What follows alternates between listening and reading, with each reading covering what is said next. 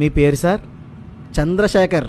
మా నాన్నగారు స్వాతంత్ర సమరయోధుడు, అందుకే ఆ పేరు పెట్టారు. మా తాత ముత్తాతల నుండి మాకు దేశభక్తి ఎక్కువ.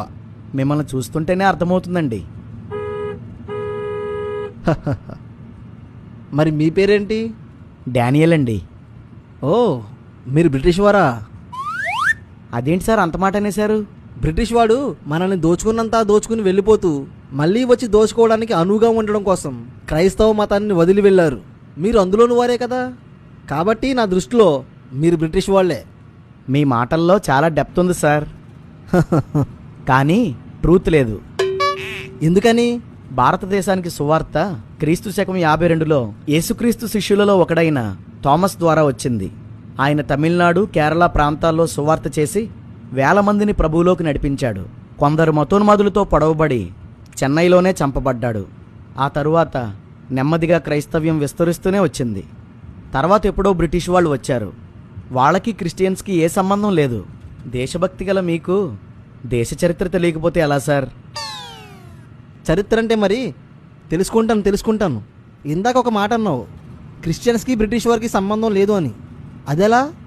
బ్రిటిష్ వాడు క్రిస్టియన్ కాదా? బ్రిటిష్ వాడు క్రిస్టియన్ కావచ్చు, కానీ వారి వల్ల ఇక్కడ సువార్త జరగలేదు. పైగా వారి పాలనలో సువార్త చేయనివ్వకుండా మిషనరీలను అడ్డుకున్నారు కూడా. బ్రిటిష్ వాడు క్రిస్టియన్ కావచ్చు, కానీ బైబిల్ ఎప్పుడూ పొరుగువాడిని ప్రేమించమంటుంది, కానీ దోచుకోమనదు. కాబట్టి వాళ్ళు పేరుకే క్రిస్టియన్స్, కానీ బైబిల్ ఫాలోవర్స్ కాదు. అందుకే వాళ్ళకి క్రిస్టియన్స్కి సంబంధం లేదు. వీరప్పన్ హిందూ కదా, సో హిందువులంతా స్మగ్లర్లు అవుతారా, లేక హిందూ మతం స్మగ్లింగ్ను సపోర్ట్ చేస్తుందంటారా? కరెక్టే, కానీ ఇండియాలో క్రిస్టియన్స్ పెరిగితే మళ్ళీ బ్రిటిష్ వాడు వచ్చి పరిపాలిస్తారట కదా. సార్, బ్రిటిష్ వాడు ఒక ఇండియన్ని ఏకంగా ప్రధానమంత్రినే చేశాడు. సో ఇండియన్స్ వెళ్ళి బ్రిటన్ని ఆక్రమించుకుంటారా? మీరు ఒకవేళ ప్రభువును అంగీకరించారనుకోండి. నో, అంగీకరించను.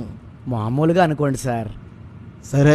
బాప్తిజమం తీసుకోగానే బ్రిటన్ మీద మీకు ప్రేమ పుట్టేస్తుందా? ఇండియన్స్కి సువార్త రావడానికి కానీ, ఇండియన్స్ ప్రభువుని నమ్ముకోవడానికి కానీ ప్రత్యక్షంగా కావచ్చు, పరోక్షంగా కావచ్చు, బ్రిటిష్ వాడు కారణం కాదు. ఇంకెందుకు మేము వాళ్ళని అభిమానిస్తాం?